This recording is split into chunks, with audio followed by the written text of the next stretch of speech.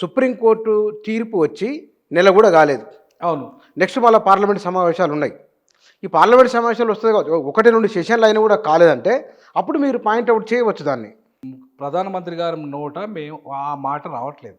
ప్రధానమంత్రి గారు ఒకసారి హామీ ఇస్తే ఆయన మాట తప్పడని చెప్పేసి ఆయనకు ఒక పేరుంది. మరి పర్మనెంట్ సొల్యూషన్ ఇప్పుడు 371 రద్దు చేశాడు. 370 రద్దు చేశాడా? ఎక్కడ? జమ్మూ కాశ్మీర్. పర్మనెంట్ సొల్యూషన్ ఇచ్చాడు అక్కడ.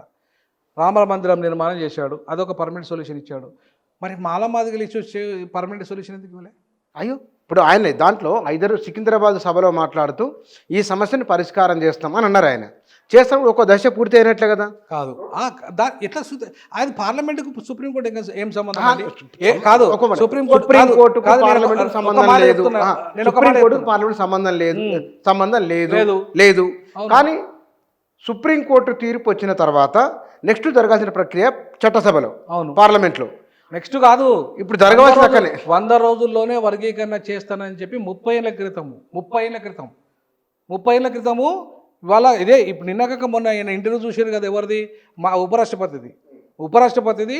నేను అసెంబ్లీలో వర్గీకరణ అంశాన్ని లేవనెత్తడం, మా బీజేపీ అధికారంలోకి వస్తే 100 రోజులు వర్గీకరణ చేస్తానే అంశాన్ని నేను మొదటగా ప్రతిపాదన చేశాను అని చెప్పేసి 30 ఏళ్ళ క్రితం ఆయన ఎమ్మెల్యేగా ఉన్నప్పుడు అన్న మాటలు ఇవి.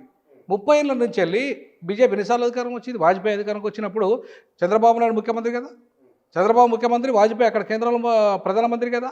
చంద్రబాబు నాయుడు తీసుకొచ్చిన చట్టం చెల్లదన్నప్పుడు అప్పుడు వాజ్పేయి ప్రభుత్వం ఏం చేయాలి? 341 సవరణ చేయాలి, చేయలేదు. పోనీ అప్పుడు 341 సవరణ చేయలేదు, వదిలేసిండు. తర్వాత 2 సార్లు మోడీ థంబింగ్ మెజారిటీతో వచ్చిండు. 300 పైగా 303 సీట్లు వచ్చినాయి. 5 ఏళ్ళు 10 ఏళ్ళు అయిపోయినాయి, చేయలేదు. ఇప్పుడు 240 సీట్లు ఉన్నప్పుడు ఎట్లా చేస్తాడు? భాగస్వామ్య పక్షాలు అనుకూలంగానే ఉన్నారు కదా. ఎక్కడ అనుకూలంగా? ఒక మాట ఎక్కడ అనుకూలంగా? అది కాదు, 2 టర్ములు చేయలేదు కాబట్టి ఈసారి కూడా చేయరు అని గ్యారంటీ ఏమి కాదు. ఎక్కడ అనుకూలంగా ఉన్నాయి? చిరాగ్ పాస్వాన్ వద్దన్నాడు, క్రిమిలేయర్. తర్వాత ఆయన పేరేం పేరు? రామ్దాస్ అత్వాలే వద్దన్నాడు. తర్వాత ఇంకా ఆయన పేరేం పేరు?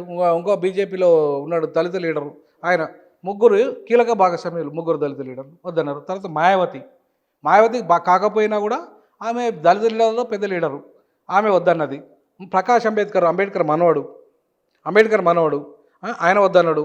తర్వాత ఈయన పేరు తిరుమావలవన్, మన సౌత్ నుండి, ఆయన వద్దన్నాడు. వద్దనలేదు, ఆయన చేయాలన్నాడు. క్రిమిలేయర్ వద్దన్నాడు. క్రిమిలేయర్ అందరూ వద్దంటున్నారు.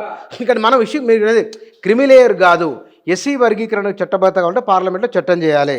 పార్లమెంట్లో చట్టం నరేంద్ర మోదీ ఇచ్చిన హామీని మీరే అన్నారు. నరేంద్ర మోదీ హామీ ఇస్తే వెనక్కి పోడని ఆయన సికింద్రాబాద్ సభలో చెప్పారు. ఏమని? వర్గీకరణ చేస్తున్నాం అన్నాడు ఆయన. మీకు ఎందుకు అనుమానం అంటున్నా నేను. పార్లమెంట్లో చట్టం రాలేదు కాబట్టి అనుమానం వస్తుంది కావచ్చు. ఎట్లా? టైం ఉంది కదా. గవర్నమెంట్ ఏర్పడి నువ్వెట్లా అంటావు కావచ్చు? నేనేమంటానంటే ఇన్ని సంవత్సరాల అధికారంలో ఉన్నప్పుడు థంబింగ్ మెజారిటీతో ఉన్నప్పుడు రాని చట్టము ఇప్పుడు ఎట్లా వస్తా నీకు నమ్మకం ఉంది? అవును, ఇప్పుడు ఒకసారి రాలేదు కాబట్టి ప్రతిసారి రాదని గ్యారంటీ ఏముంది? కాదు, నేనేమంటానంటే సుప్రీంకోర్టులో కొట్టుడు అయిన ఒక కేసు, అదే దేశ సర్వోన్నత న్యాయస్థానము మళ్ళీ వర్గీకరణ సమర్థించింది. 7 సభ్యుల ధర్మాసనం, అది 6 ఓకే అన్నారు. అంటే జరుగుతున్న ఒకప్పుడు వచ్చిన ఇదే విషయంలో వచ్చిన జడ్జిమెంట్ ఇప్పుడు తేడా ఉంది కదా. అవును, కాలం ఇప్పుడు 7 నుండి 9 బెంచ్కి పోతుంది, 9 బెంచ్కి రిఫరెన్స్ పోతుంది. అంటే ఇట్లా ఇక కొట్లాడుకుంటూనే ఉంటామా? మళ్ళీ నాకు పోతుంది ఎందుకు అనుకోవాలి అంటున్నా. ఆల్రెడీ వేసారు కదా, నంబర్ అయింది కదా, ఆల్రెడీ వేసిండ్రు. మాలలో నంబర్ కూడా అయింది. నంబర్ అయిన తర్వాత రేపు ఆర్గ్యుమెంట్కి రావాల్సిందే కదా. నెంబర్ అయితే ఇదే 7 సభ్యుల ధర్మాసనాన్ని తీర్పు సమర్థించవచ్చు. చెప్తున్నా, దానికి ఎంత టైం పడుతుంది?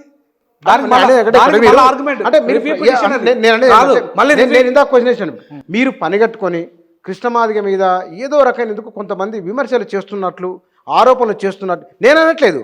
కింద మీరు ఇంటర్వ్యూ కామెంట్లు కూడా అట్లా కనబడుతున్నాయి. నువ్వు ఏమన్నా కామెంట్లు పెట్టుకొని మాదిగ జాతి 30 ఏళ్ళుగా మోసం గురవుతున్నది.